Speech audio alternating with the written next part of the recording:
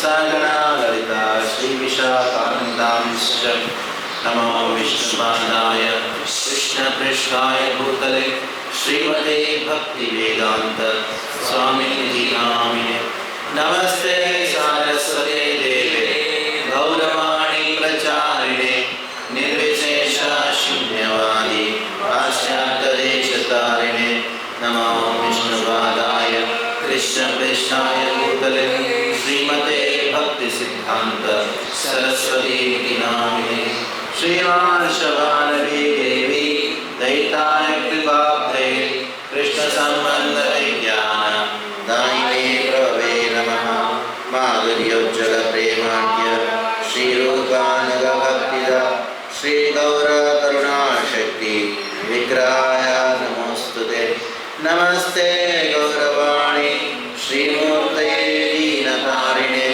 रूपानुगाविरुद्धाप सिद्धान्तध्वान्तधारिणे नमो गौरकिशोराय साक्षात् वैराग्यमूर्तये प्रलम्बारसाम्भूते पादाम्बुजाय ते नमः नमो भक्तिविनोदाय सच्चिदानन्दनामिने गौरशक्तिस्वरूपाय रूपानुगाविराय ते गौराविर्भावभूमेस्त्वं निर्देशा सज्जनप्रियः वैष्णवसार्वभौम श्री जगन्नाथाय ते नमः वाञ्छाकल्पतरुभ्यश्च कृपा सिन्धुभ्य एव च पतितानां पावनेभ्यो वैष्णवेभ्यो नमो नमः नमो महावदन्याय कृष्णप्रेमप्रदायते कृष्णाय कृष्णचैतन्य नाम्ने गौरविषये नमः पञ्चतत्त्वात्मकं कृष्णं भक्तरूपस्वरूपकं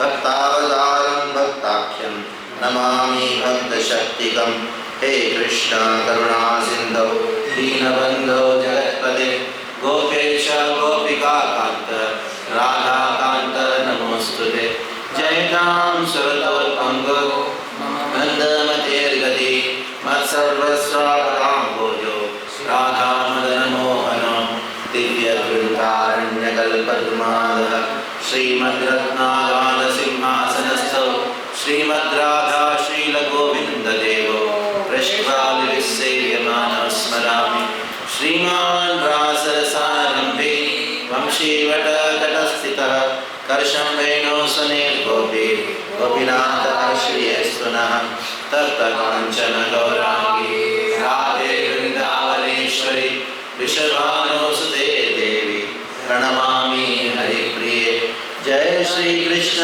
चैतन्य प्रभु नित्यानंद श्री अद्वैत गदाधर शिवासादि गौर भक्तवृंद हरे कृष्णा कृष्णा कृष्णा हरे हरे हरे राम राम राम हरे हरे। कल आपने कुछ भेजा था, कल आपने कुछ भेजा था ना, इसके बाद डिस्कस करना है करके कुछ पॉइंट्स हैं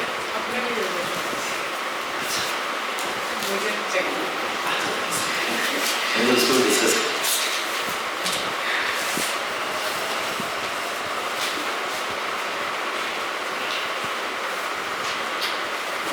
नारद व्यास संवाद का हम शुरुआत किए हैं, जहाँ नारद जी ऐसे व्यासदेव के आश्रम में आते हैं। व्यासदेव ने अच्छा पूजा किया, तुरंत नारद जी पूछते हैं जिज्ञासमुदितं च ब्रह्म सनातनम तथापि स्वतस्यात्मनः कृतार्थाय भवो। आप इतने सारे शास्त्रों को रचना किया, खास करके ब्रह्मसूत्रों को भी रचना किया। ब्रह्मसूत्रों को रचना करने के बाद भी आप ऐसे क्यों दुखी बैठे हो, कारण क्या है?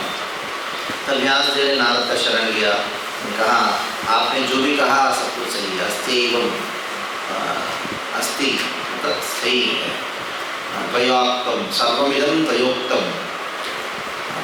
मुझे एक मालूम नहीं है, मैं अव्यक्तम अगाधबोधम, आप अगाधबोध हो, आप जानते हो मेरा दुख का कारण क्या है, मैं नहीं जान पा रहा हूँ। तब सीधा नारद जी ने कहा आपके असंतुष्टि का कारण यही है। कारण क्या है कि जितना वर्णन करना चाहिए इसका कृष्ण कथा का उतना वर्णन नहीं किया। सारे समस्याओं का समाधान एक ही है, वो है कृष्ण कथा का पूरी पूरी वर्णन हो। तो प्रश्न आया, नहीं नहीं नहीं मैं तो वर्णन किया हूँ, कृष्ण कथा का वर्णन किया हूँ। तब नारद जी कहते हैं तुमने वर्णन किया, सही बात है, लेकिन जितना वर्णन करना चाहिए था उतना वर्णन नहीं किया। तुमने जो धर्मार्थ काम मोक्ष का जितना वर्णन किया वो वर्णन तुमने नहीं किया। इसकी वजह से 9वां श्लोक से प्रारंभ करते हैं। यथा धर्मालयश्चार्थ मुनि वर्यानुकीर्तितः न तथा वासुदेवस्य महिमा ही अनुवर्णितः।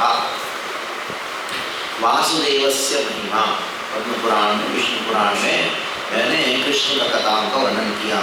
हाँ सही है, वर्णन किया, लेकिन यथा धर्मादेश्च धर्मार्थ काम मोक्ष को जितना वर्णन किया किए हो पुराण में, उतना तुमने वर्णन नहीं किया। क्या कर दिया तुमने? भले ही वो कृष्ण कथा से भिन्न है, उसको साथ साथ में डाल दिया। कैसे कर दिया? कृष्ण कथा भी है और साथ साथ में अर्थ भी है, धर्म भी है, काम भी है, सबको एक लाइन में डाल दिया, एक कैटेगरी में डाल दिया। तो गड़बड़ कर दिया। लोग सोचेंगे सब एक ही हैं। एक कृष्ण नाम को एक सुखसकाम कर्मकांड के समान समझना ये अपराध है। तुमने सब लोगों से बड़ा अपराध करा दिया। तो वासुदेव कृष्ण है वो वास्तविक हमारे प्रयोजन है, तुमने उनके साथ में धर्मार्थ काम मोक्ष को भी डाल दिया। नहीं नहीं नहीं नहीं, मैंने भक्ति को वर्णन किया हूँ। कहाँ वर्णन किया हूँ?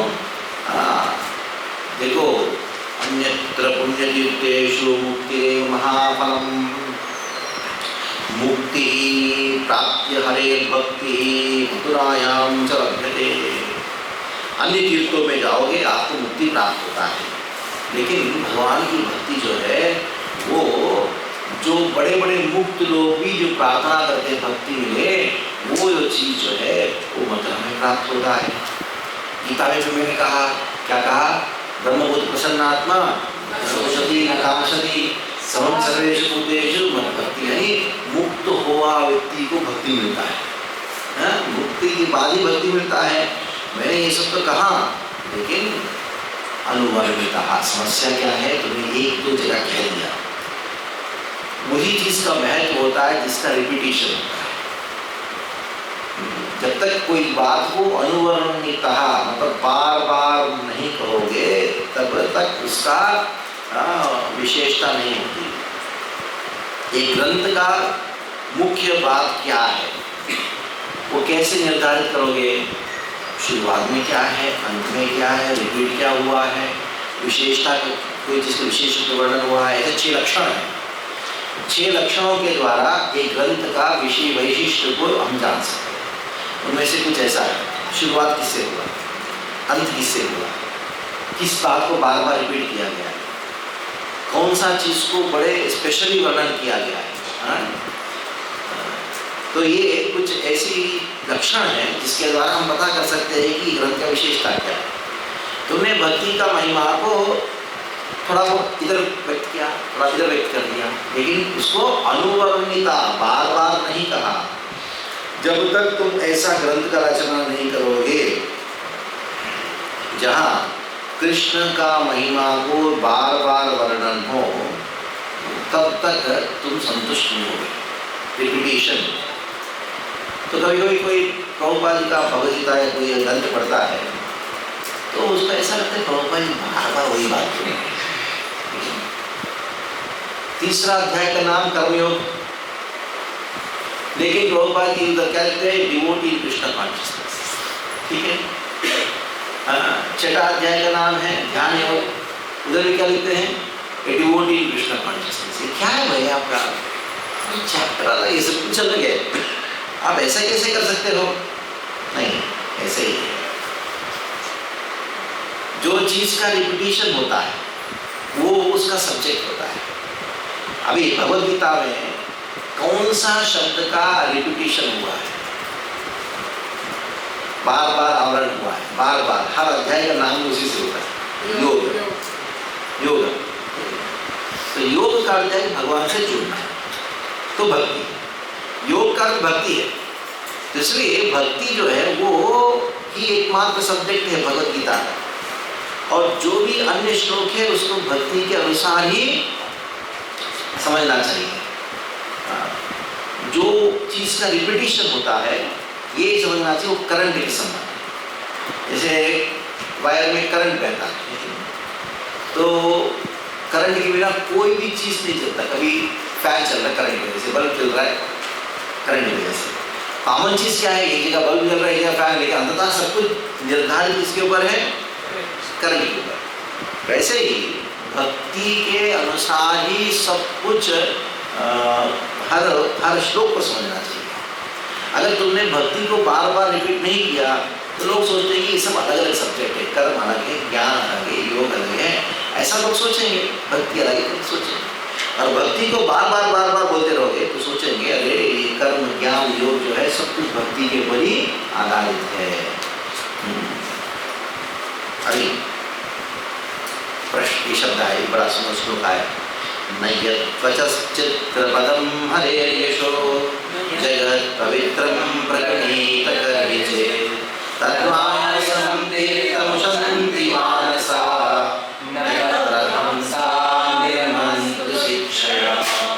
बहुत सारे ऐसे ग्रंथ हैं जिसके अंदर बहुत साहित्य अच्छा है, सब कुछ जो है वो केवल कौवों का तीर्थ स्थान है। कौवों का तीर्थ स्थान का क्या है, कौवा का विशेषता क्या मालूम है?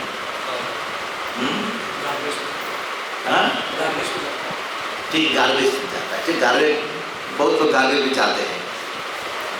कौवों का तीर्थ स्थान,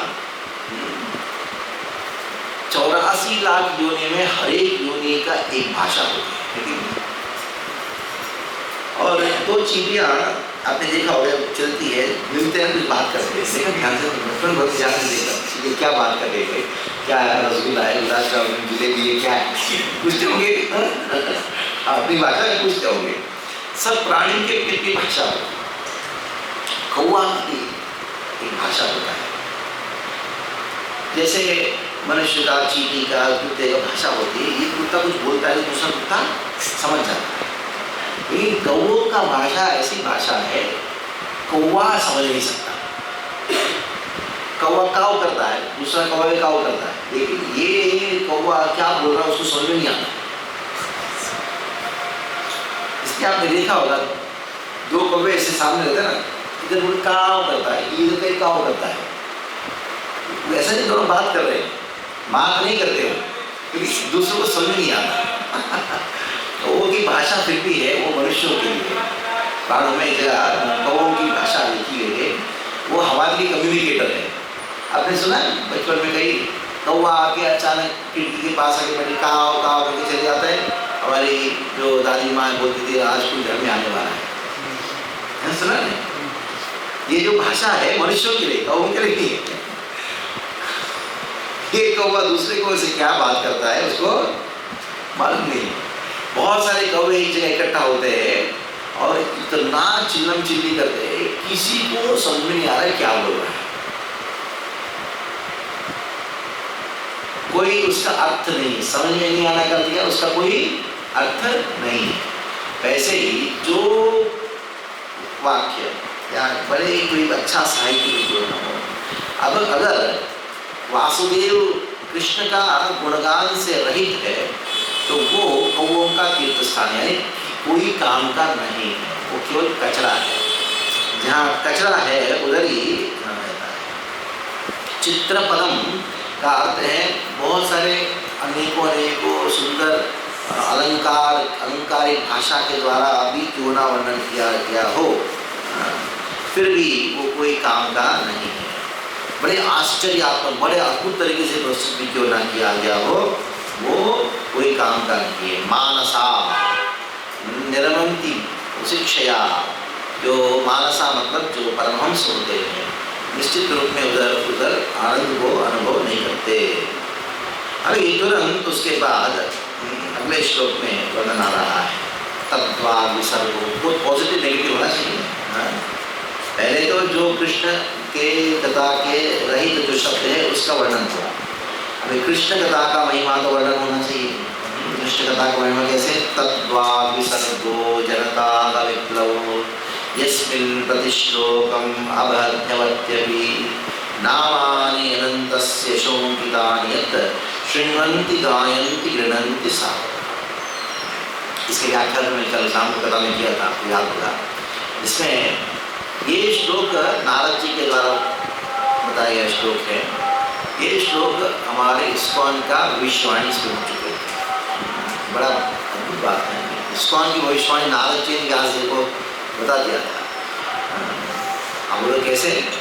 तत्वाग विसर्गहा, तत्वाग तत् करते जहाँ भी शब्द तद आता है समझना चाहिए कि प्रायः भगवान के लिए। तद्वाग यानी भगवत संबंधी जो वाणी है। और विसर्गहा, विसर्ग का क्या है? वो स्पेशल है, ये जगत का नहीं है, भौतिक जगत का नहीं है। सर्ग मतलब जगत का, विसर्ग यानी भौतिक जगत से परे, जगत का नहीं है। जनता अभिप्लवा, लोगों के जो पापमय जीवन है उसको नाश करता है। हृदय में जो पाप है उसको नाश करता है। तो पाप में यस्मिन् प्रतिश्लोकम, इसके अंदर हर एक श्लोक जो है यस्मिन् प्रतिश्लोकम आबद्धवत्यपि, इसके अंदर मले ही उसके अंदर अबद्धता है। अबद्धता का अर्थ क्या है? उसके अंदर साहित्य के दृष्टिकोण से और व्याकरण के दृष्टिकोण से बड़े उसके अंदर कमियाँ हैं।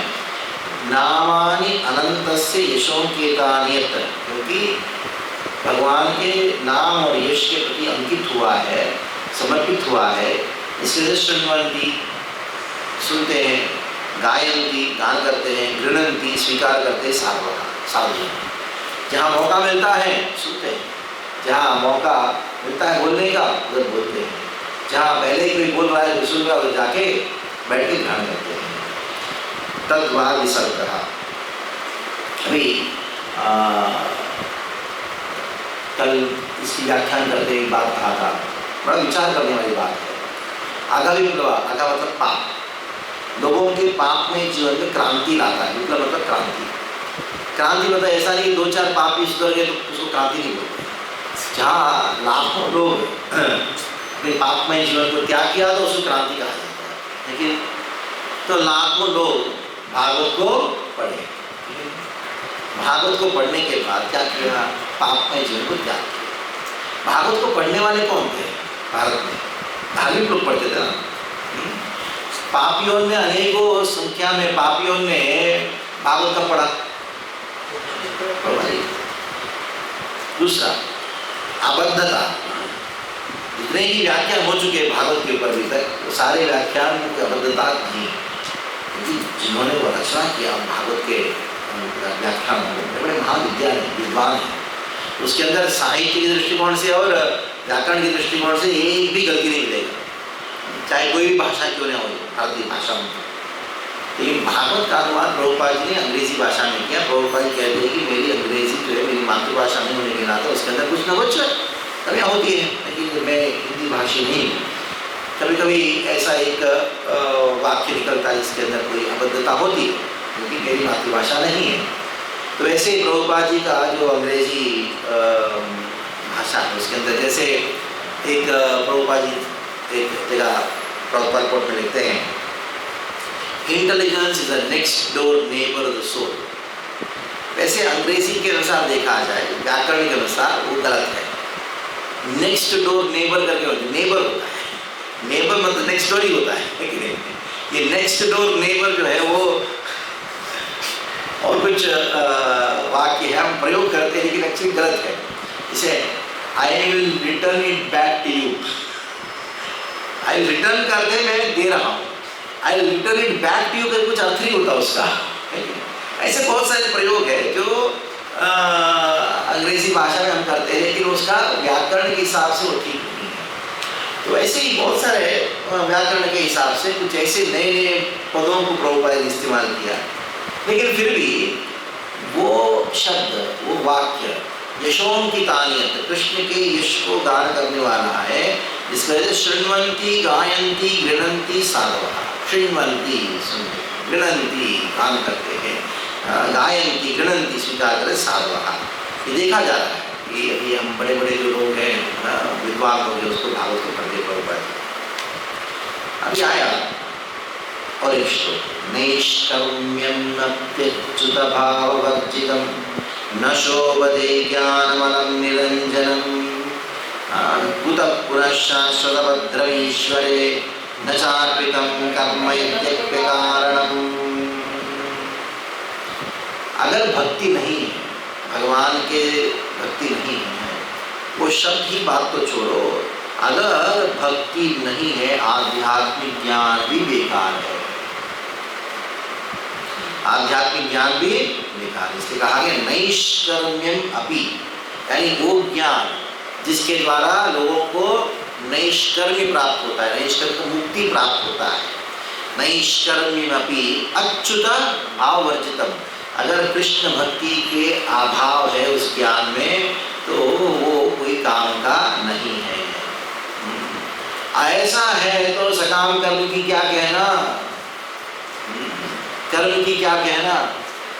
अगर आध्यात्मिक ज्ञान ही कोई काम का नहीं है, नैष्कर्म्यम अपि अच्युत भाववर्जितम, जिसने बहुत भाव से प्रवचन दिया, क्या ज्ञान को इतना सुंदर तरीके से प्रस्तुत किया, आत्मा शरीर के बीच में भेद को, जैसे हिरण्यकशिपु ने कितना सुंदर प्रवचन दिया। देखो आत्म तत्व को भगवद गीता पढ़ने के बाद जितना अच्छा समझ नहीं पाओगे, हिरण्यकशिपु को प्रवचन समझाओगे। पढ़ा कि नहीं साथ स्कंद हिरण्यकशिपु को प्रवचन? हिरण्याक्ष का शरीर पड़ा हुआ है, उनकी पत्नी है और जितने भी हाजे हैं उनके सामने हिरण्यकशिपु क्या प्रवचन देता है ना? इतना सुंदर सुंदर उदाहरण देता है ये सब आत्मा तो अशाश्वत है, शरीर तो नश्वर है, और एक कबूतर का उदाहरण भी देता है कि क्या क्या तो उदाहरण सब इतना दिया। ये सारा जगत जो है ये घूम रहा है, वैसे लगता है घूम रहा है लेकिन ऐसे घूम नहीं रहा है, क्योंकि आम जब कोई व्यक्ति ऐसे से घूमता है ना तो खड़े हो जाओ तो ऐसा होता है सब कुछ घूम रहा है लेकिन घूम नहीं रहा है। तो मोह में ये सब कुछ लोग सोचते हैं कि मेरा है, इसका है, क्या क्या उदाहरण देता पूछो। आत्मा शरीर के बीच में जो भेद है उसका निरूपण हिरण्यकशिपु जो करता है पूछो, लेकिन फिर वो नास्तिक है और तुरंत कृष्ण को मारने गया। आत्म तत्व का प्रवचन देके बोले हाँ तो शांत रहो, जाके विष्णु को मार के आता हूँ। तो नैष्कर्म्यमपि अच्युत भाववर्जितम। कभी कभी कोई व्यक्ति आध्यात्मिक ज्ञान का प्रवचन देता है, ये महाअसुर हो सकता है, क्योंकि ये आध्यात्मिक ज्ञान जब तक वो कृष्ण भक्ति को प्रोत्साहन नहीं देता तब तक वो आध्यात्मिक ज्ञान जो है असुरी ज्ञान है। सर्प के ऊपर मणि होती है, नजदीक में जाओ मणि के जहन देगा। वैसे आध्यात्मिक ज्ञान के नाम पे कोई ऐसे ग्रंथ पढ़ गया जिसके लिए अच्युत भाववर्जितम का काम से। नास्तिक सांख्य और कृष्ण का सांख्य में अंतर क्या है? नास्तिक सांख्य में भी कहा गया है शरीर और आत्मा के बीच में भेद कहा गया है, नास्तिक कपिल, और कृष्ण भी शरीर आत्मा का बीच में भेद कहा। लेकिन कृष्ण के मुख से उत्पन्न हुआ जो शरीर आत्मा का भेद श्रवण करो कृष्ण भक्ति मिलेगा, लेकिन नास्तिक कपिल का जो सांख्य है उसको पढ़ोगे तो अब नास्तिक हो जाए। तो अगर आध्यात्मिक ज्ञान भी कोई काम का नहीं रह जाता है तो अलम निरंजनम, इतना शुद्ध आध्यात्मिक ज्ञान ही बेकार होता है तो अन्य कर्म की क्या कहना। कोई कहा गया कोई व्यक्ति मुक्त हो गया, आध्यात्मिक ज्ञान का अभ्यास करते करते मुक्त हो गया, लेकिन उसने अपराध कर दिया तो वो वापस इस संसार में आना पड़ता है। जीवन मुक्त भी पुनर्बंधनम याति कर्म भी यद अचिंत्य महाशक्तो भगवत्यपराधिनः। अगर कोई अपराध करता है भले वो मुक्त भी क्यों ना हो वापस वो कर्म बंधन में आ जाता है। ये शास्त्रों में बहुत जगह इसका वर्णन प्राप्त होता है कि मुक्त होने मात्र से वो भक्त है करके जान नहीं सकते। जब तक वो भक्ति नहीं करेगा, तब तक वो आध्यात्मिक ज्ञान के सारा से मुक्त होने पर भी वापस उसको बंधन में आना पड़ता है। आगे अहो महाभाग भवान अमोघदृक् शुचिश्रवा सत्यरतो दृढव्रता रुक्रमस्याखिल बन्धमुक्तये समाधिनानुस्मरत विचेष्टितम्। आदेश किया, थोड़ा सा इतना डांटा व्यासदेव को इतना बोल दिया कि तुमने आज तक जो रचना के सब देखा, इतना दुख लगता होगा कि जब एक तो बहुत दुख लगता है और दुखी नहीं करना चाहिए, थोड़ा उसको प्रोत्साहन करना चाहिए। कैसे प्रोत्साहन करेंगे? अतो महाभाग भवान अमोघदृक्, अतो महाभाग, अतः इसलिए महाभागा, आप महाभाग्यवान हो। प्रोत्साहन कैसे दोगे किसी को? तारीफ करके, हाँ आप महाभाग्यवान हो, महाभागा, साधारण नहीं हो आप, अमोघदृक्, आपकी दृष्टि में कोई गलतियाँ नहीं है, त्रुटियाँ नहीं है। शुचिश्रवा, शुचिश्रवा, इतना शास्त्रों को आपने अध्ययन किया है, शुचिश्रवा, आप इतना शुद्ध हो, दृढ़व्रतः, अनेकों प्रकार के व्रतों को आपने पालन किया है, सत्यव्रतः, हमेशा सत्य को पालन किया है। ये सब कुछ आपके पास इतना गुण होने के नाते उरुक्रमणस्याखिल बन्धमुक्तये समाधिनानुस्मर तद्विचेष्टितम्, तो क्या करो? समाधि में जाओ, समाधि में जाके तद्विचेष्टितम्, चिंतन करना प्रारंभ करो। किसके ऊपर चिंतन करोगे? उरुक्रमस्य अखिल बंध मुक्तये, उरुक्रम के ऊपर ध्यान करो, जो अखिल बंध मुक्तये, जिनका स्मरण करने मात्र से व्यक्ति जो है हर प्रकार का बंधन से मुक्त हो जाता है, हर प्रकार के बंधन से मुक्त हो जाए। इसलिए आप समाधि में जाओ। नारद जी ने व्यासदेव को आदेश दिया, इसलिए 7वें अध्याय की शुरुआत में व्यासदेव सम्यक् में बैठ के, सर्वसिद्धि की रथ में बैठ के, ब्रह्मरध्याम सरस्वत्याम बैठ के व्यासदेव समाधि में जाते हैं, ट्रांस ऑफ व्यास, क्योंकि इस श्लोक में उन्होंने आदेश दिया। तो जैसे स्मरण करोगे, उसको क्या करो? लिपिबद्ध करो, भागवत के रूप में रचना करो, अनुस्मरा, अनुस्मरण करते हुए भागवत को तुम रचना करो, आदेश दिया। तब प्रश्न आया कि अगर वो नहीं करोगे क्या होगा? मालूम लोगों का, ऐसा ग्रंथ का रचना नहीं करोगे, भागवत नामक ग्रंथ का रचना नहीं करोगे, क्या स्थिति होगा? ततो वन्यता किंचन यद्विचक्षता पृथक्दृशस्तत्पृतरूपनामभि न कर्हिचित् क्वापि च दुस्सहितामते लभेतवातातनो निवास्पदम्। ततो अन्यथा किंचन यत् विवक्षतः, अन्यथा अगर ऐसा नहीं करोगे, किंचन यत् विवक्षतः, उसका वर्णन नहीं करोगे तो क्या होगा? पृथक दृशः, लोगों का दृष्टि जो है पृथक हो जाएगा। तत्कृतरूप नाम रूप भी, अनेक प्रकार के नाम रूप भी उनमें उनका मन लग जाएगा। न कर्हिचित् क्वापि च दुस्सहितामते लभेत वाताहनो, वो ग्रंथों को पढ़ने से, यानी तुमने जो अन्य शास्त्रों रचना किया है उसको पढ़ने से व्यक्ति का क्या हालत होगी? उस प्रकार का हालत होगा जो नाव है, उसका कोई लगाम नहीं है, कोई एंकर नहीं है, तो ऐसे ही छोड़ दो समुद्र में, क्या होगा उसका? नाव का क्या स्थिति होगी? हवा के बल से इधर उधर चले जाएगा, कहीं और दूसरी ओर लेके चले, जहाँ जाना चाहिए उधर नहीं जाएगा। तो इसलिए तुम भागवत का रचना करो। लोग अभी कुछ न कुछ चाहिए स्मरण करने के लिए। स्मरण होता है, कोई चीज़ को पढ़ने से स्मरण होता है, कोई चीज़ को देख के स्मरण होता है। जैसे मान लो रोज रास्ते में जा रहे हो, आपने बड़ा होर्डिंग देखा, उसके अंदर बिल्कुल देखा, कोई चीज़ पढ़ के फिर उसका स्मरण शुरू हो जाता है। Books are the food for thought, ऐसा कहा गया। हमारे ग्रंथ जो है हमारे मन के लिए विचार के लिए खुराक होता है। अगर तुम भागवत का रचना नहीं करोगे तो लोग कुछ ना कुछ पढ़ेंगे, कुछ ना कुछ स्मरण करेंगे, और वो जो चीज़ है उसको व्यक्ति को कहीं और लेके चले जाता है। हंसते तो इसने कहा व्यासदेव ने बड़ा आर्ग्यूमेंट किया।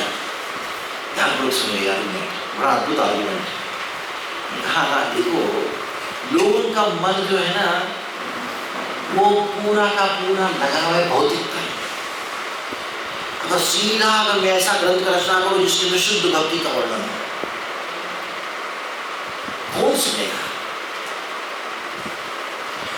मुझे तो बहुत लोग बोलते बोली आप ना थोड़ा भागवत कथा करते हो ना, थोड़ा मसाला डालो उसकी जोक्स बोलो ना, कौन सुनेगा आपका? मैं कहता हूँ मुझे ना जोक आता है ना कुछ आता है। अभी मैं जो आता है वही करूँगा ना, आपकी मर्जी। आप मुझे बुला मैं तो नहीं बोला कि मुझे आप अच्छा बोलते हो, लेकिन ना बोलते अच्छा हो लेकिन अच्छा चीज बोलो ना। फिर क्या बोलो बताओ, कुछ जोक बोलो, कुछ स्टोरी बोलो। लोगों को चाहिए प्रभु जी ये सब चीजें। तो व्यासदेव ने भी यही आर्गुमेंट दिया, लोगों को चाहिए मसाला चाहिए, जब तक मसाला नहीं होना तब तक सब्जी खाएगा नहीं। सही बात है, आर्गुमेंट सही बात है, सही आर्गुमेंट है। लेकिन नारद जी के संप्रदाय में कुछ अलग आर्गुमेंट चलता है। तो इसलिए ने कहा, व्यासदेव ने कहा महाभारत रचना की। महाभारत में मसाला डाला है, दो परिवार के बीच में झगड़ा, सबसे ज्यादा मसाला है कि घर में रामायण चल रहा है लेकिन दूसरे घर में क्या झगड़ा चल रहा है, महाभारत चल रहा है, उसकी इंटरेस्ट ज्यादा रहता है लोगों का। जानते हो जी वो घर में क्या हुआ? उसकी पत्नी ने उसको मारा, पति को मारा, बच्चा हंस रहा था, मैं देखी सब उसके बाद बात कर रहे। घर में क्या चल रहा है? इनके घर में रोज झगड़ा चल रहा है सास बहू के बीच में, लेकिन उधर पति पत्नी के बीच में झगड़ा चल रहा है, वो ज्यादा इंटरेस्ट है लोग। रास्ते में जाओगे भीड़ दिखाएं इकट्ठा होकर बताओ, जहाँ जो लोग झगड़ा करते ना तो बहुत भीड़ इकट्ठा होते देखते रहते। ये प्रवृत्ति है, तो दो झगड़ा करते सब लोग देखते हैं।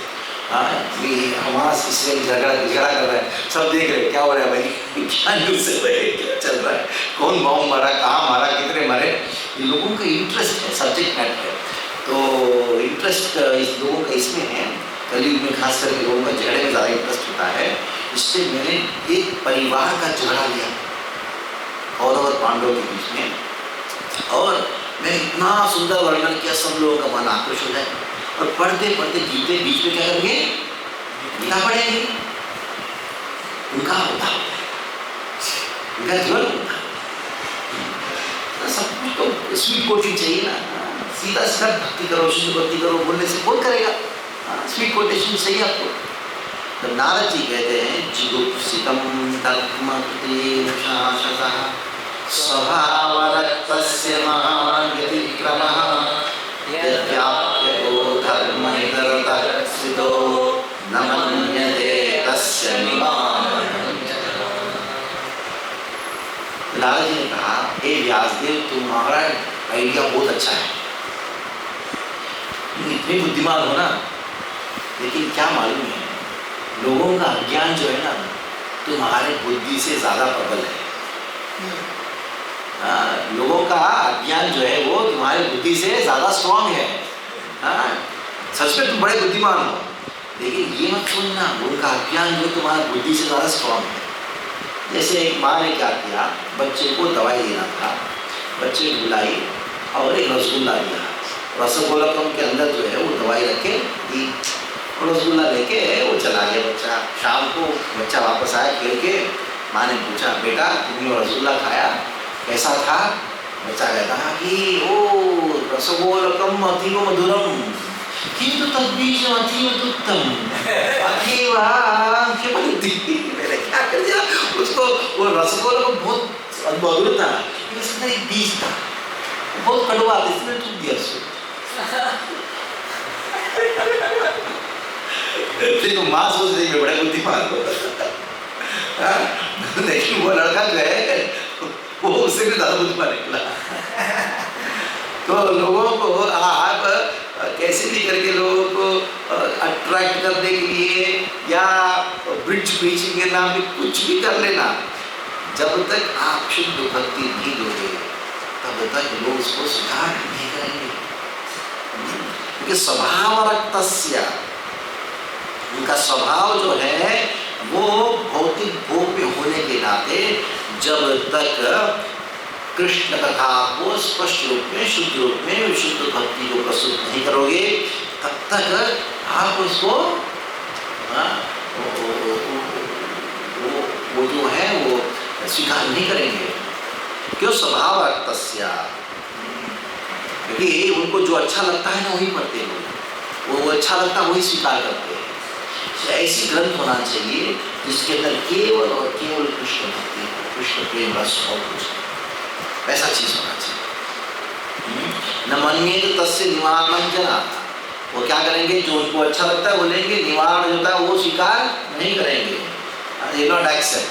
जैसे हम भी पता है, जब भागवत पढ़ते हैं, स्टोरी आता है, अच्छा स्टोरी जब श्वासन भी आता है, प्रार्थना आती है, बहुत बड़े हो गए आगे। हाँ, प्रवचन हुआ, इतना धांसू प्रवचन हुआ, अद्भुत प्रवचन हुआ, बाद में पूछो कैसा था, इतना बढ़िया प्रवचन था, क्या बताया उसके अंदर, इतना अच्छा जोक था, पूछो मत। तो वो जोक किसके लिए कहा था वो याद नहीं मुझे, स्टोरी कहा था किसके लिए कहा था वो याद नहीं है, स्टोरी याद है और मुझे जोक्स याद है, जिसके लिए वो जोक था वो स्वभाव रक्तस्य, ये स्वभाव है लोगों का, इसलिए तुम ये मत सोचो कि तुम बड़े बुद्धिमान हो।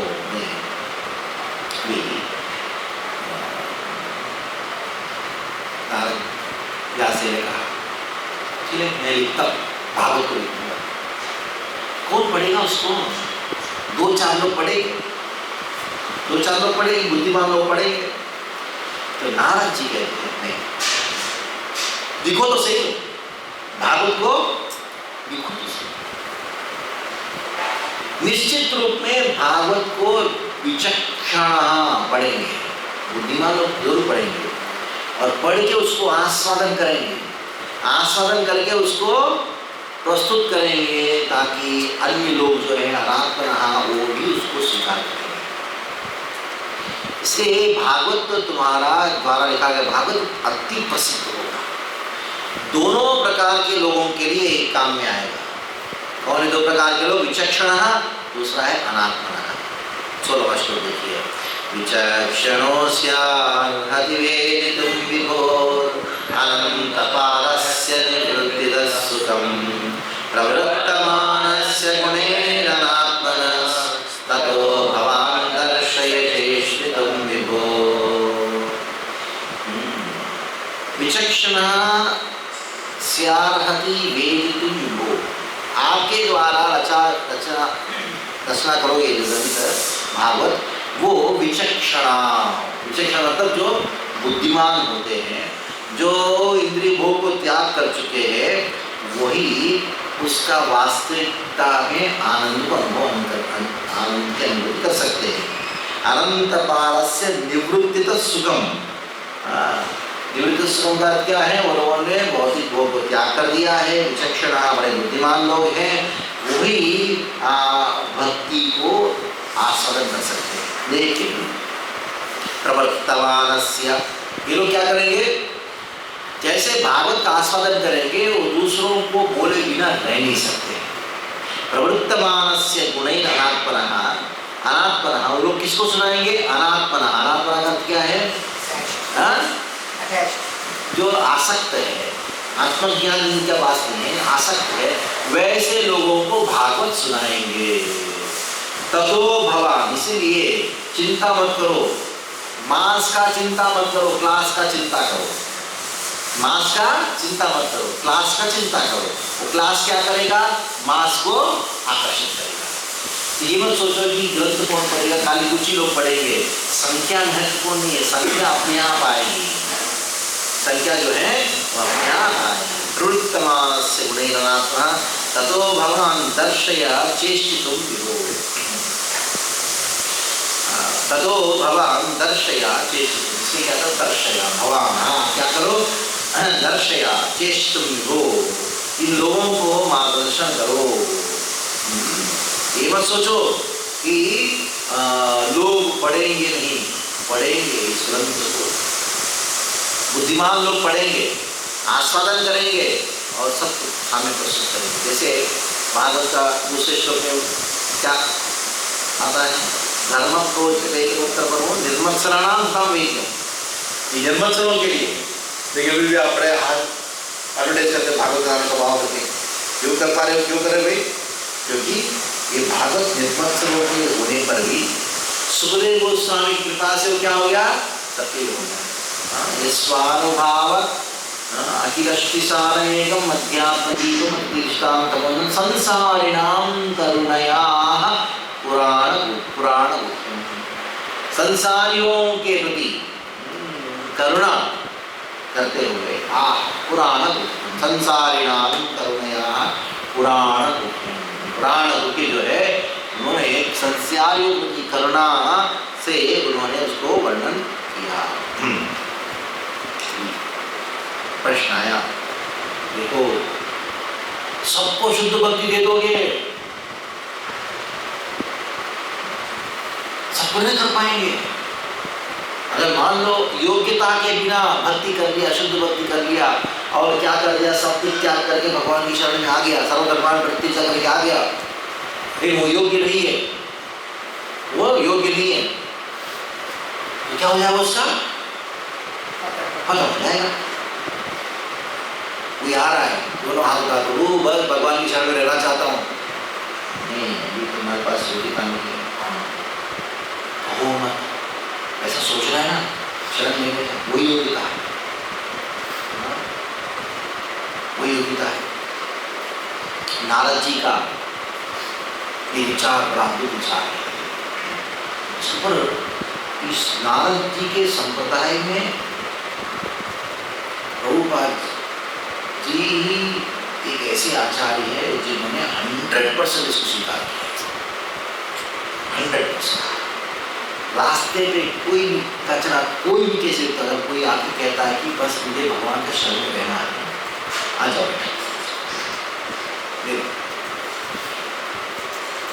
ये देखा नहीं इसकी क्या योग्यता है, नहीं देखा।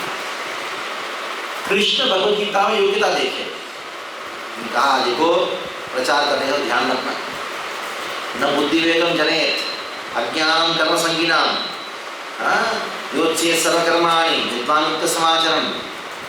वो विद्वान होता है, वो प्रचार करता है, उस समय क्या करना चाहिए, देखना चाहिए योग्य है कि योग्य अयोग्य है, योग्य है तभी तो उसको बोलना चाहिए, धर्म को त्याग करो, घर त्याग करो, संसार को त्याग करो, आ जाओ, तभी बोलना चाहिए। नहीं तो जब तक वो आ सकते हैं उसको बोलना क्या है, संसार से फालतू चीज ये सब मत बोलना, बोलना बेटा ऐसे रहो, विवाह करो और बच्चा पैदा करो, मंदिर में करो, मिशन देना, ऐसा कहता है। सीधा बोलोगे गड़बड़ हो जाएगा। एक लड़का आया था मेरे पास, तो कभी कभी मंदिर में आता था, तो एक दिन आया तो बड़ा उत्साह में था, खुश, बहुत जितना उत्साह में था पूछो मत।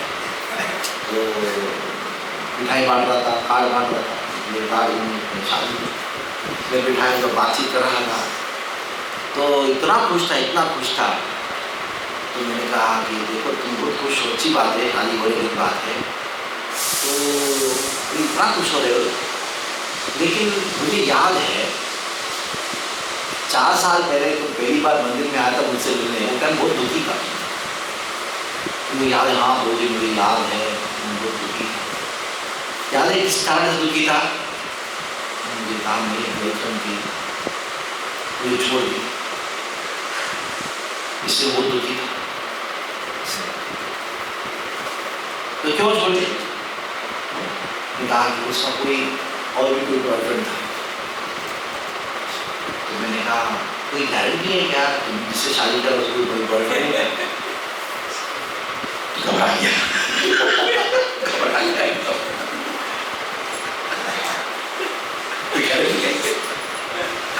इसको बोलते बुद्धि वेगम। कृष्ण ने स्पष्ट में कहा न बुद्धि वेगम, लेकिन हमने उसको लंघन किया, इसकी बात नहीं मानी हमने सीधा बुद्धि में डाल दिया उसको, उसके मन में बेच डाल दिया। तो क्यों? नारद जी का प्रशिक्षण है, नारद जी कहते हैं त्यक्त्वा स्वधर्मान् चरणाम्बुजं हरेर् भजन् अपक्वा ततो पते ततो यदि। 2-4 दिन मंदिर में रह गया ना, उसका जीवन भर याद रखेगा। भले वो पते ततो यदि मन हो गया, छोड़ के चला गया, फिर भी याद रखेगा। तो एक बार में प्रवचन बैठा महाराज जी का प्रवचन, तो उन्होंने कहा, कॉम्बिनेशन भी थे, लीडर भी थे, उन्होंने कहा कि Prabhupada wanted that everybody should undergo brahmachari training before they become Rasta. तो किसी ने कहा, एक प्रश्न पूछा कितना कब तक होना चाहिए? तो 1 year। तो 1 साल आश्रम में रह के ट्रेनिंग लेना, बाप रे बाप, को हमारा कैरियर सब नष्ट हो जाएगा। तो सब लोग बोल रहे थे ऐसा एटलीस्ट 6 months, एटलीस्ट 6 महीने में बहुत डेंजरस है। ओके फॉर एटलीस्ट 1 month, हाँ हो सकता है, लेकिन फिर भी तकलीफ है। 1 महीने तो 15 दिन कम से कम, 15 दिन ऑफिस से छुट्टी ले सकते हैं महाराज जी, आ सकते हैं, रह सकते हैं, लेकिन कभी कभी बीच में जाना पड़े तो जा सकते हैं ना।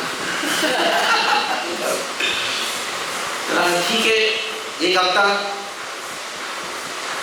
तो अंततः महाराज ने कहा एटलीस्ट 1 day। तो एक वक्त पूछा कौन सा फर्क पड़ने वाला 1 दिन? एक दिन में कौन सा फर्क पड़ने वाला? सुबह आएंगे शाम को चले जाएंगे, एक दिन में कौन सा फर्क पड़ने वाला?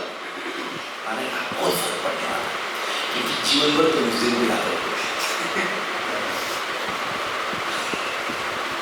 जीवन भर उस दिन को याद रखोगे।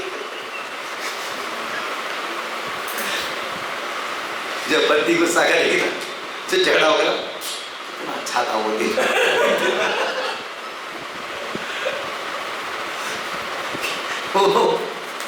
बात ऐसा, इसलिए त्यक्त्वा स्वधर्मान् चरणाम्बुजं हरेर् भजन् अपक्वा। अपक्व अवस्था में भी अगर कोई है, साथ को त्याग करके भगवान की शरण में आना चाहता है, आने की इच्छा हुई, तो उसको प्रोत्साहन दो, उसको मौका दो, उसको मौका दो। भजन नपक अथा पते तदो, मान लो उसका पतन होता नहीं है, मान लो हो भी गया, होता नहीं है, मान लो हो भी गया, कौन सा नुकसान है उसमें? वो तो मुश्किल, अगर वो अपने धर्म को बदनाम स्वधर्मतः, अपने स्वधर्म को पूरा जीवन भर अच्छी तरह से निभाया, क्या फायदा? जीवन भर 90 साल तक उस जिया, 90 साल तक उसने स्वधर्म को अच्छे से निभाया, लेकिन कृष्ण का शरण नहीं दिया, तो क्या फायदा उसका?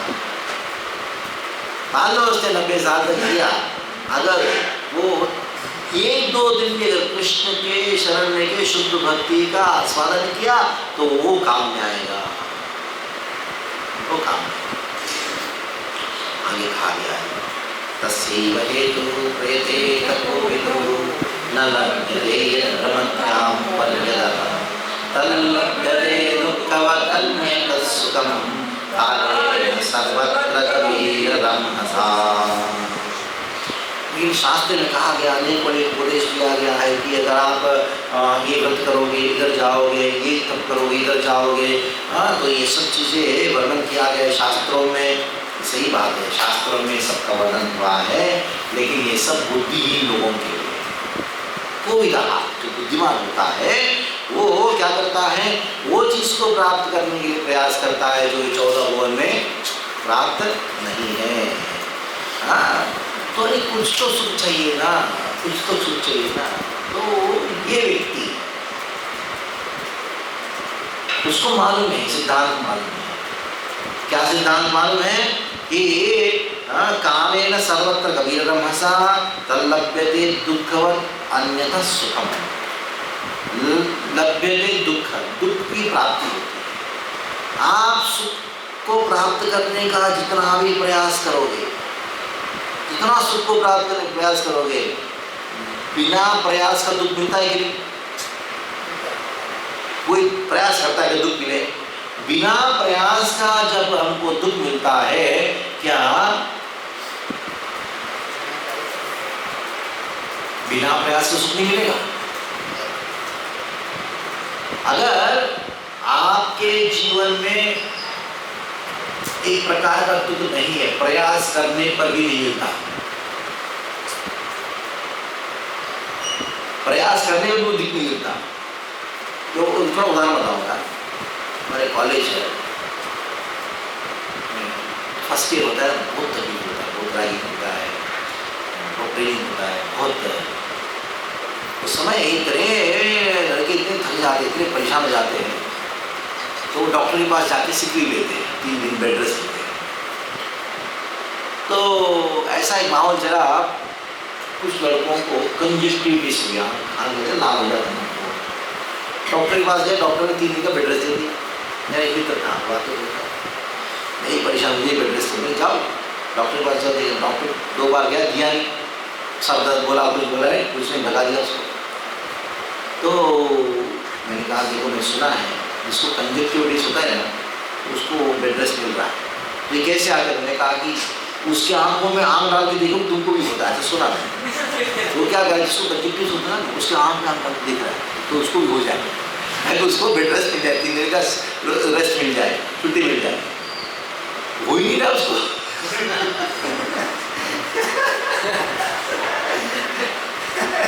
उसने क्या किया, कोई ऐसा सोया हुआ है, कान बाहर लाल है, पूरा पानी करो, उसको पानी लेके अपने आँख पे डाल रहा है, फिर भी नहीं मिला।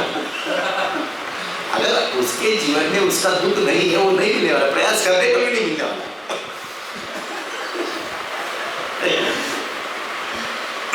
तो ऐसे सुख है, जैसे दुख जिस प्रकार प्रयास के बिना मिलता है, अन्यथा सुखम उसी प्रकार सुख जो है प्रयास के बिना मिलता है।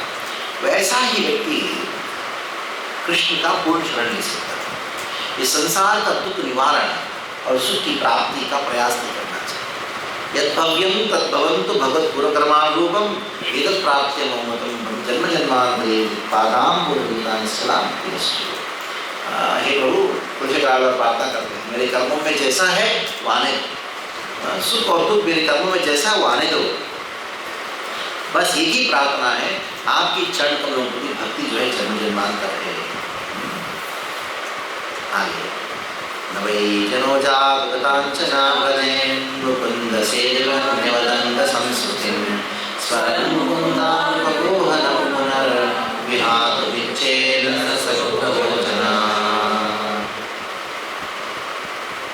आपने कहा कि त्यक्त्वा सधर्मान् चरणाम्बुजं हरे भजन अपक्वः पतेत् ततो यदि मान लो किसी का पतन हो गया तो उसका तो दुर्गति होगा कि नहीं? तो नारद जी कहते हैं उसका दुर्गति होगा, लेकिन उसका इतना दुर्गति नहीं होगा जितना अन्य भौतिकवादी को दुर्गति होगा। इसी बात महाराज ने क्या कहा, एक दिन रह जाए,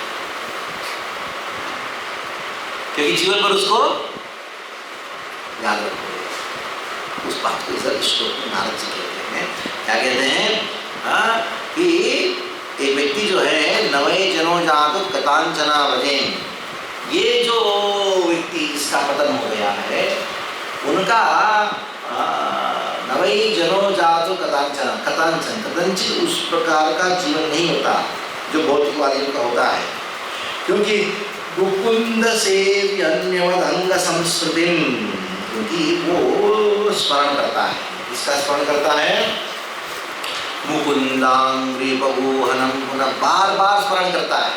किस प्रकार स्मरण करता है? मुकुंदांग्री, कृष्ण के चरण कमलों को आलिंगन करने से उत्पन्न हुआ जो सुख है उसका स्मरण करता है। विहात विच्छे, तो भगवान से प्रार्थना करता है, हे प्रभु मैं आपको कभी त्याग नहीं दूंगा। ऐसा प्रार्थना नहीं करता, मुझे अभी केवल इच्छा है, आपकी भक्ति करने की इच्छा है, क्योंकि वो समय में जब भक्ति किया था उसका रस का आस्वादन जो है अभी भी उसको ग्राह के रूप पकड़ लिया है। रसग्रहो जना, रसग्रहो जना। जीवन में कभी कभी हमको उत्सुक मिलता है, बहुत ही जल्दी बात कर रहा हूँ, वो जब जीवन में भयानक दुख आता है उस समय उस सुख का स्मरण करने से दुख कम होता है। एक ऐसा है। तो ऐसे ही कोई फॉर्मूला से देखा जाए, जब भगवान का सेवा में जो आनंद की अनुभूति हुआ, किसी कारणवश उसने छोड़ दिया, तो उस समय उस आनंद को अनुभव करके, जो आनंद का अनुभव किया तो उसका स्मरण करके उसको एक सुख की अनुभूति होती है। और उस समय बड़े दैन्य भाव से भगवान से कहता है, हे प्रभु, आपकी भजन करने की इच्छा है। पहले क्या करता था, क्या बोलता था, प्रभु मैं आपका भजन करूंगा। अभी क्या बोल रहे हैं, मैं आपका करने की इच्छा, नम्र हो गया। पहले क्या था, वो कर दूंगा, ये कर दूंगा।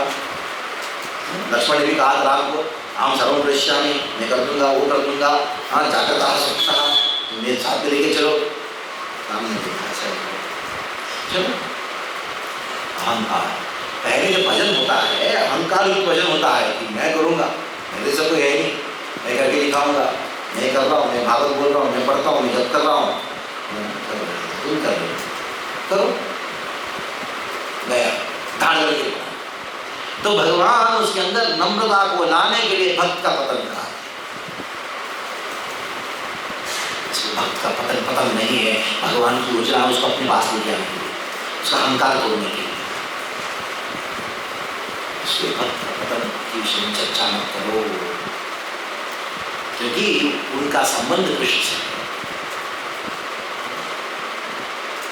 हर व्यक्ति का, हर भक्त का अलग अलग प्रकार का अहंकार होता है। कृष्ण नोट करके जानते हैं, उस अहंकार को तोड़ने के लिए कुछ ऐसी योजना बनाते, पूछो ऐसी पूछो। दोनों को जानना चाहिए, जो भक्त जिसका पतन हुआ उसको भी जानना चाहिए कृष्ण का प्लान, और जो उस भक्त को देख रहा है उसको भी जानना चाहिए क्या है कृष्ण का प्लान। उस जीव को अपने पास देख रहा है। अच्छा ये बताओ, उसका पतन होने मात्र से वो जीव से कुछ अलग हो जाता है क्या? वो तो जीव ही रहेगा ना, मम्मी अंश दृष्टि अंश ही रहेगा ना। वो पतन तुम्हारे लिए दृष्टिकोण से जब कोई चढ़ता है ना, मोटी होता है ना, कभी कभी इतना ऊंचा से चढ़ने के बाद गिर जाते, रस्सी पर रहता है नीचे, तो गिर गया नहीं गिरा। उसको पता लगा कि इधर चढ़ने से ऊपर जो है पत्थर बहुत गिरा है, दूसरे रास्ते चढ़ना मुझे, उसको ज्ञान का अनुभव हुआ। तो हमारे दृष्टिकोण से पतन है, वो पतन नहीं है। तो प्राय हमारे कांग्रेगेशन समस्या आती है, आर्थिक समस्या भी आती है, कुछ पारिवारिक समस्या भी आती है।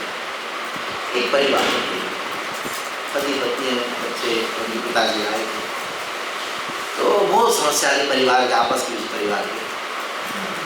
इतना हद तक हो गया था उनके बिजनेस में, इतना बड़ा लॉस हो। पत्नी बहुत लगी, इसको नौकरी करने के लिए बोलिए, वो करने के लिए बोलिए, सब लॉस हो गया, वो हो गया, हमारा कर्जा है ये। मैंने पति से पूछा क्या बताओ, उन्होंने कहा कि मैं पत्नी को क्या समझाऊं, वो समझती नहीं है। मैंने कहा तुम व्यापार करना चाहते हो, व्यापार कर रहे हो, तो भी लॉस हो रहा है तो कुछ सोचना चाहिए। ये लॉस व्यापार में शुरुआत में करना पड़ता है, इनके लिए लॉस है लेकिन मेरे लिए प्रॉफिट है, मुझे प्रॉफिट दिखाई पड़ रहा है। तो कहा कि अच्छा अच्छी बात बताओ, एग्जैक्टली पूरा बिजनेस प्लान बताओ तुम्हारा। मैं पत्नी बोला सुनो, तो उन्हें पूरा आधा घंटा बताया मुझे। वो पत्नी कन्विंस हो गई, अच्छा बहुत अच्छा प्लान, बहुत अच्छा, हाँ कोई प्रॉब्लम नहीं है। तो कभी इस जगह से दिखाई पड़ता है। कोई उतने लोग हो सकता है उसको ऐसा लगता है लॉस हो रहा है उसका, लेकिन लॉस नहीं, वो लॉस प्रॉफिट के हो रहा है। वैसे ही कभी कभी किसी का पतन जो है उसके उत्थान के लिए, किसी का पतन जो है उसके उत्थान के लिए होता है। तो भगवान ऐसा अरेंज करते हैं एक भक्त के जीवन में, क्योंकि इतना अच्छा भक्ति कर रहा था, उसके साथ साथ में एक अहंकार का पहाड़ भी सृष्टि हो रहा था जो किसी को दिखता नहीं था। उस अहंकार का पहाड़ को गिराना था, तो अहंकार का पहाड़ गिरा, वो नहीं गिरा। मानस अहंकार का पहाड़ वो नहीं गिरा। तो वो गिरता है उस समय, वो गिरा नहीं, क्या कर रहा है, वो नम्र हो गया और एक विशेष आनंद को अनुभव कर रहा है। क्या आनंद है वो? जो भक्ति करने के समय में उसको जो सुख मिला था ना, वो सुख का स्मरण का आनंद मिल रहा है। रसगुल्ला खाने का आनंद से ज़्यादा रसगुल्ला खाने का जो सुख है उसका स्मरण जो है वो ज़्यादा है। क्योंकि कुछ चीज़ों का महत्व उसकी अभाव में पता लगता है। जैसे आप सबके पास उंगलियां है ना, कभी सोचते हैं कि मेरे पास 5 उंगलियां, 5 देखते भी नहीं उसको, चल रहा है, कट जाता है ना, उसी को देखते रहोगे। जब चोट लगता है ना, उसी को देखते रहो। तो क्योंकि काम करना बंद कर दिया, चोट लगा हुआ है, तब उसके महत्व पता लगता है। ऐसे ही भक्ति का महत्व करते करते उस महत्व को हम भूल जाते हैं। हमारा भाग्य को हम भूल जाते हैं। भाग्य को भूल जाते हैं तो क्या होता है, उसके प्रति अपराध होता है, तो उसके बाद पतन होता है, तब पता लगता है। Abundance leads to complacency, and complacency leads to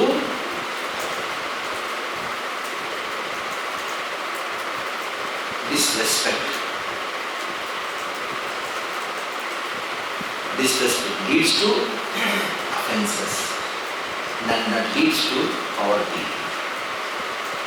पैसा के सामने abundance, बहुत पैसा है, बहुत पैसा है, अमीर बाप का तो बहुत पैसा है, वो कहीं जाता है, देखने जाता है, उड़ा देता है, 50 रसोई देता है। क्यों? बहुत सारा पैसा है ना, उस पैसे की क्या होता है, उसका कंप्लेसेंसी पर सस्ता है, उसकी वैल्यू पता ही नहीं। तो वैल्यू पता नहीं लगने की वजह क्या, वो उसको उड़ाता रहता है। क्या हुआ, जब अनादर हो गया तो सारा पैसा उड़ गया, तब पता लगता है कि पैसे का वैल्यू क्या है। हर चीज का हम आश्रम में रहते हैं तो उसका वैल्यू हम भूल जाते हैं। जो भक्त के साथ में रहते हो उस भक्त का वैल्यू जो है हम भूल जाते हैं, क्योंकि बहुत मिल रहा है ना, हाँ, बहुत पैसा मिल रहा है ना, बहुत भक्त मिल रहे हैं ना, तब तो उसके प्रति क्या होता है, हमारा आदर भाव जो है कम, उसके अपराध होता है। उसके वजह से चले जाते, भक्त चले जाओ, आप चले जाओ, तब पता, तब हो इस बात को कहते हैं चिंता मत करो, भगवान की योजना है। हाँ, भगवान से कहता है प्रभु, हाँ, मैं इच्छा को त्याग नहीं करूँगा, मैं इच्छा करता हूँ आपकी भक्ति करने, मैं आपकी भक्ति करने का इच्छा है, छोड़ने का कभी मैं इच्छा नहीं करूँगा। तो रसक रहो जहाँ, क्योंकि वो कृष्ण प्रेम रस के द्वारा वो प्रभावित है। अभी ये होने के बाद भगवत तत्व का निरूपण करते हुए नारद जी आगे भक्ति की महिमा को वर्णन करते हैं। खुद के जीवन में कैसे हुआ, कैसे भक्ति प्राप्त हुआ, सबका वर्णन आगे के श्लोकों में प्राप्त होता है।